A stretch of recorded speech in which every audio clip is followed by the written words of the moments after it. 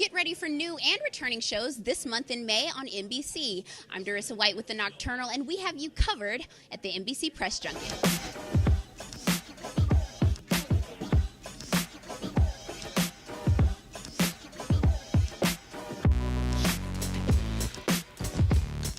Before any cameras were anywhere near us, we were training there.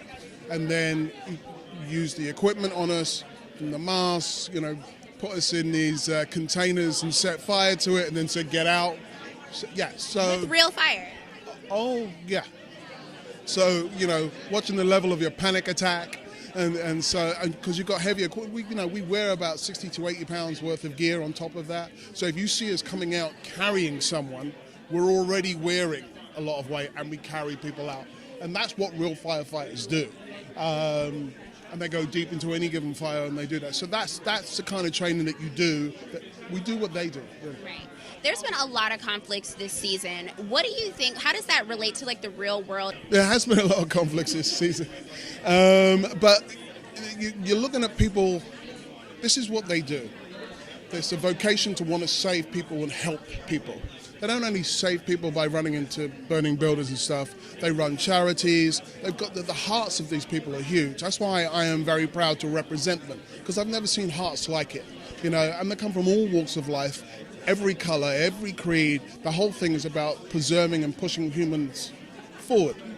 And, especially with children, firefighters and first responders, they love kids. And so, they've seen some terrible things. They've walked into those burning buildings. Not everybody makes it out. Now, those things affect those people.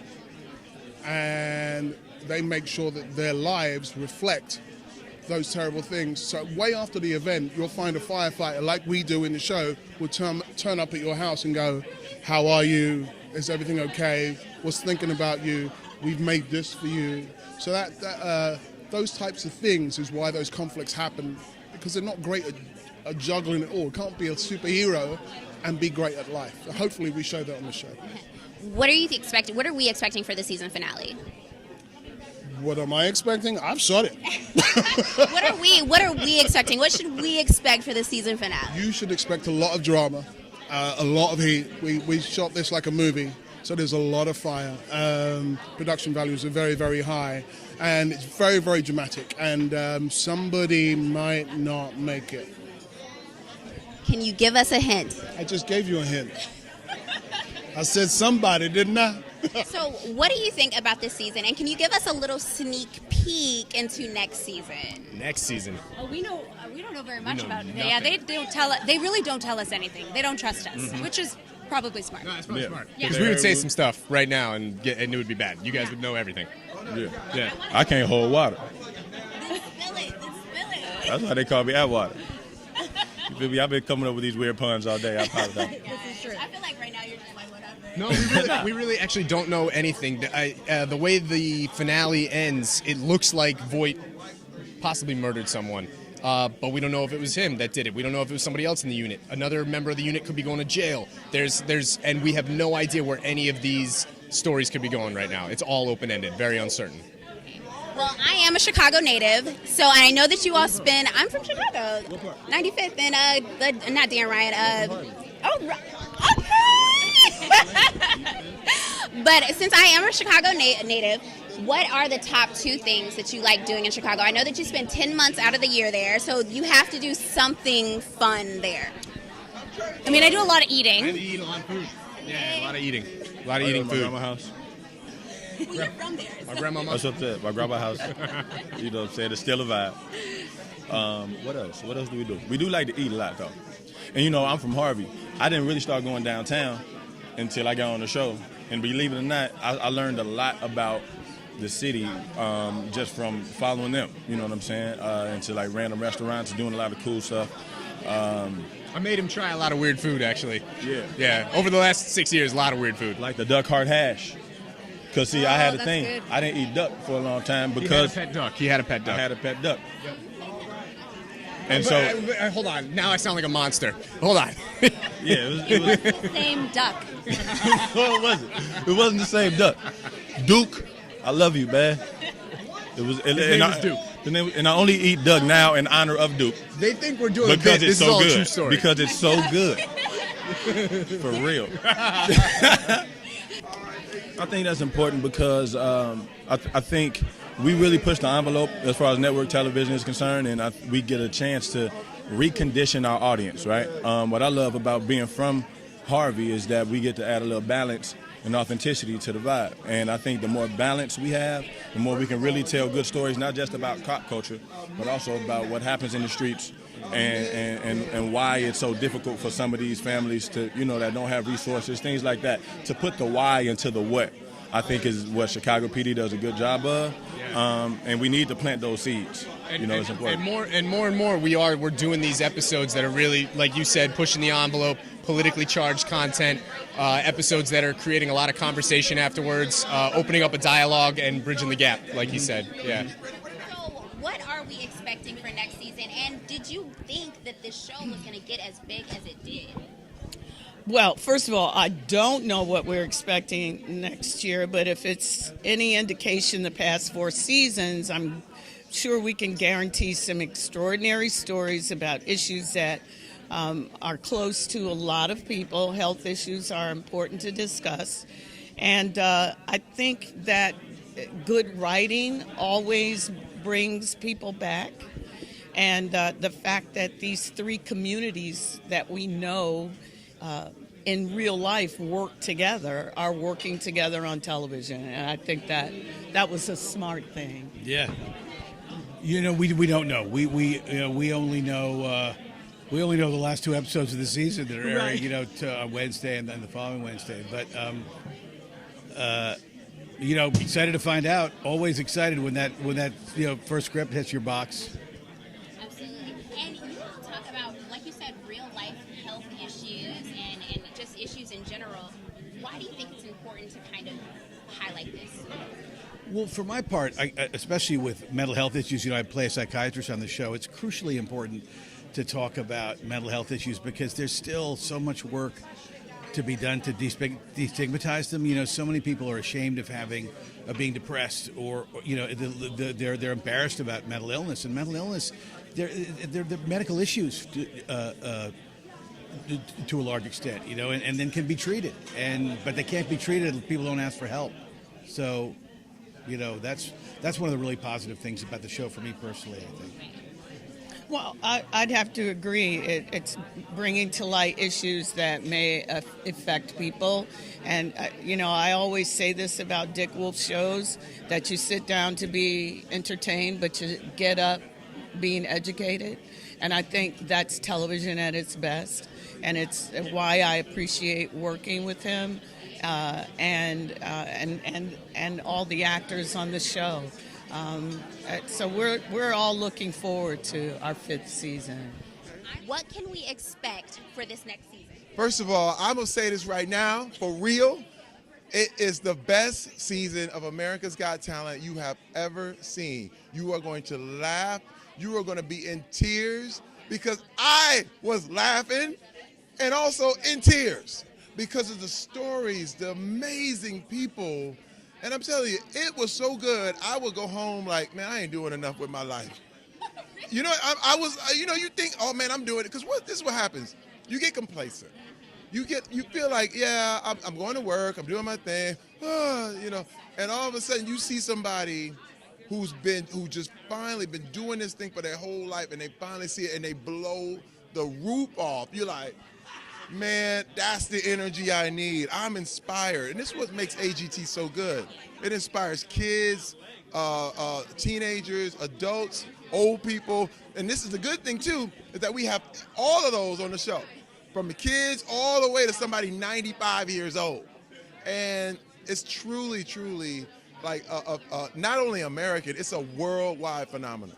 I love it. Now, what would you say to someone who is kind of struggling to make their dreams happen and they just feel like giving up? What would you say to that person? First of all, I would say, remember, the big thing a lot of times when you feel like giving up, you're thinking you've taken on too much. Start smaller. You know what I mean? A lot of times when people feel like giving up, it's because they're like, man, I can't be on AGT. I'm like, no, start at your city. Start in the local talent show. You know what I mean? And you will never feel like giving up if you start small enough that you can handle it. And what happens is those local talents get bigger and they become citywide, and then they become statewide, and then they become a name where everybody has a reputation of you being amazing. So my thing is, this is the problem with social media, is that people have started to compare themselves to all these superstars that started small when they started. You know what I'm saying? J-Lo was just J-Lo from around the block when she started. But you can't compare yourself that way yet. And so I tell people all the time, just make it smaller, and then you'll never give up. But when you try to go too big, you feel like you're overwhelmed. And I totally understand it. It took me 20 years to get to this spot. 20 years.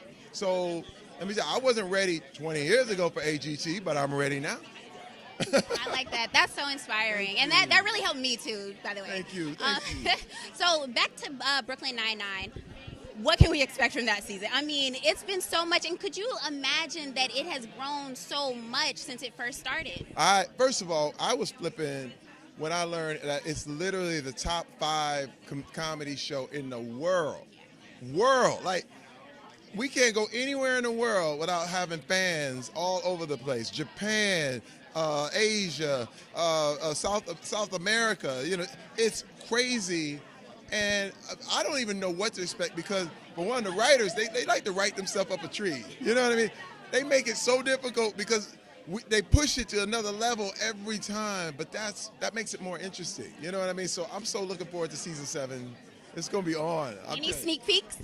Oh, not yet.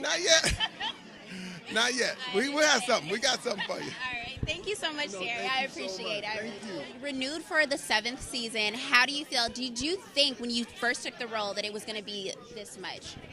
I mean, You hope.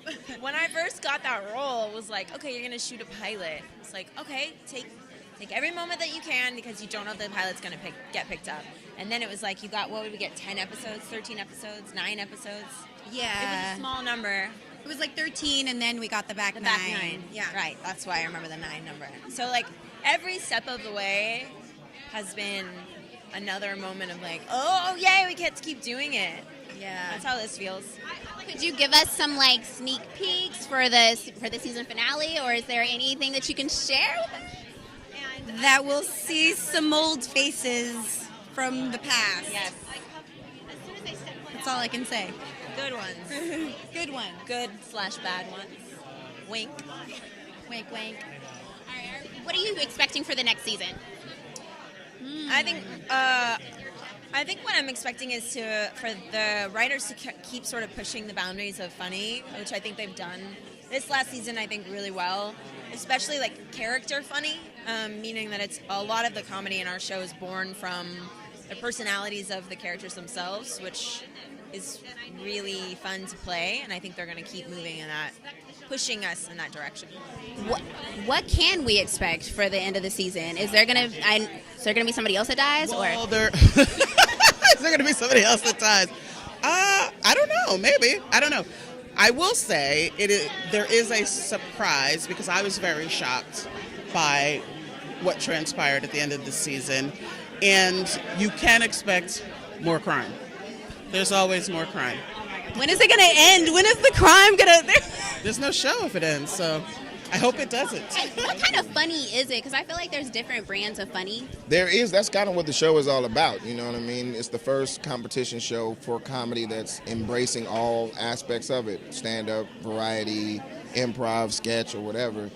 And, you know, they're going head-to-head, and there can only be one winner. You know what I mean? I think it's going to be great. Like, I'm on the judge panel with Chrissy Teigen and Jeff Foxworthy, who are both angels. And then Amanda Seals is our, dynamic host. She's awesome.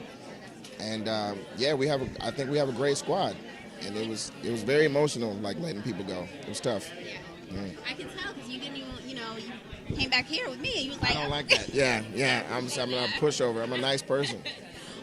Could you imagine your career this like far? Like you had such a long career, but when you first started, could you imagine that you would have came this far?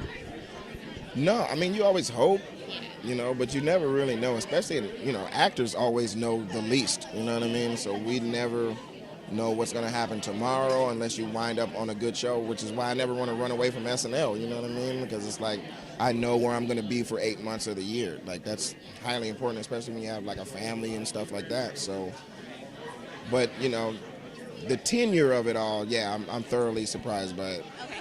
I feel like every time I'm on the Shade Room, I see you. Like, I love the Shade Room. The Shade Room is so fun until you're on it, and then you're like, oh, God. So what can we expect from your new show?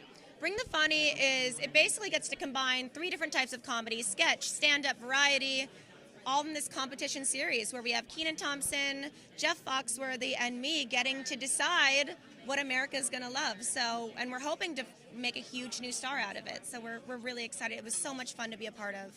So is it stand-up? Is it, like, I know that you said it's sketch all comedy. Sorts of things, yeah. So it's not just stand-up versus stand-up. It'll be stand-up versus variety. It could be like a puppet versus a musician, or a musician versus stand-up, or a singer versus puppet. You just never know what you're going to get with it.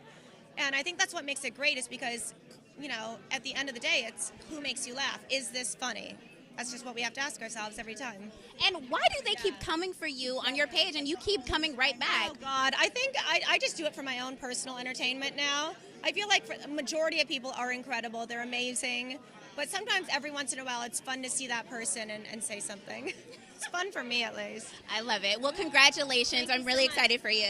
Thank you. Nice to meet you. Talk about what you're bringing to this show. I mean, I think what I'm bringing to Bring the Funny is just energy. One, I'm a very high energy individual. Some realness, you know, because I think that there's sometimes a feeling of like, we don't want to hurt feelings, but then, you know, you can see my face and I'd be like, you know. But then also when people are great, I'm like, yes! And I think the biggest thing is that I'm bringing somebody who's been hosting for a very long time, and I really know how to do this damn host thing. So, you know, sometimes we get folks in these positions who are just learning, but I'm somebody who's a veteran, and so I'm going to have a blast really bringing the show together and bringing it to the people.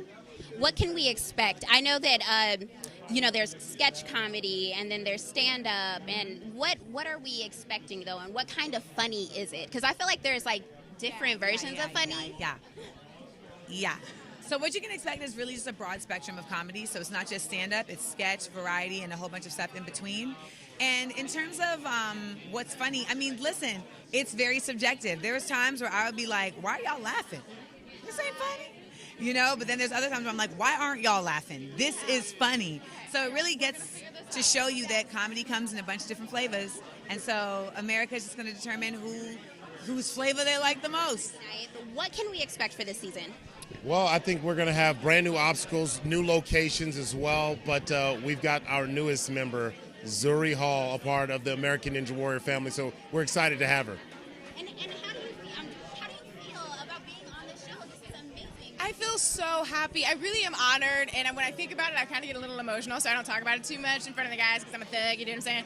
But it's an iconic show. It's 11 seasons in. It's on NBC. It's a family show. When my parents heard that I was doing this show, I've never heard them more excited about a thing that I'm doing in my life. And it's special to be seen as someone that this team thought would be good with their team, because clearly they're doing something right. It's a well-oiled machine. People are watching and loving it after all these years, so I'm just happy to be in addition to it.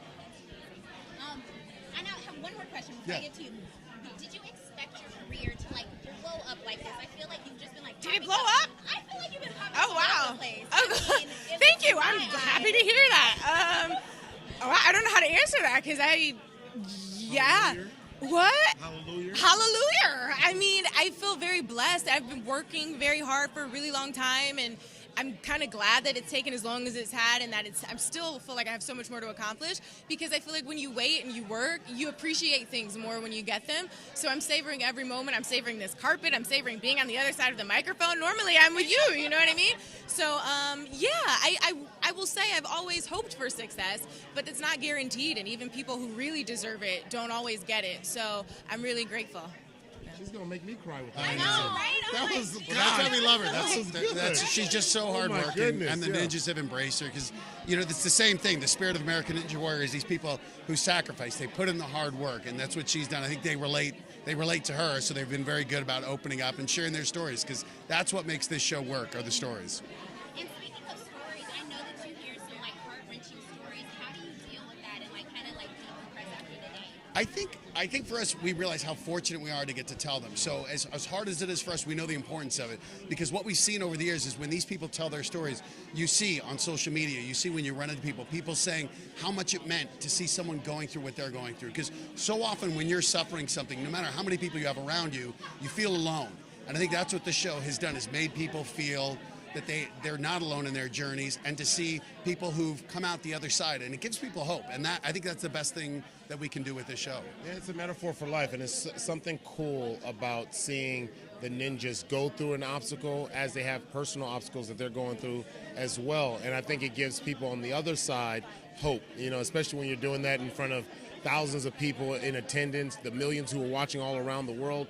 And to do that and to be able to represent something bigger than themselves, to me, that's special. I mean, we have ninjas now who are running for causes now. I mean, realizing their platform, even though they're going through something tough on their own, they're also running on a platform and using that platform to raise money, to do all sorts of, to change lives, real lives. What would you tell someone who is kind of like struggling to find their purpose and make it and get on television or whatever their purpose would be? What encouraging words would you say? I'd give them the advice my dad gave me when I left medicine and left to become a comedian and a TV host. He said, life is short, do what makes you happy. And I think if you find that passion and find something that really ignites the fire inside your heart, you'll always be successful. In any way, that's the key, is to find something that you wake up and you're excited to do. Life really is short, so don't wait until someone gives you an opportunity. Go out and make it. Yeah, well, for me, I would say purpose defeats fear. Oftentimes, greatness is right in front of us. Maybe several obstacles in front of us will maybe stop us from getting there, but fear sometimes stops people and paralyzes them from moving forward. And so, but if you have a purpose and you know exactly what you want to do, it allows you to navigate through those obstacles and reach your full potential. I mean, I would say finding your purpose can be really difficult, and so for people who are trying to figure out what that is, I would just hope they always have the courage to start again, because sometimes you go to the drawing board and you realize this isn't quite working, or it's not quite what I thought it was, or I opened this door and I don't really like the interior, I think I'm going to walk back out. But, the longer you're at it, the more you put into it, the harder it is to say, I think it's time to start again. So I would just encourage people to be brave in that and never be afraid to hit reset or redirect.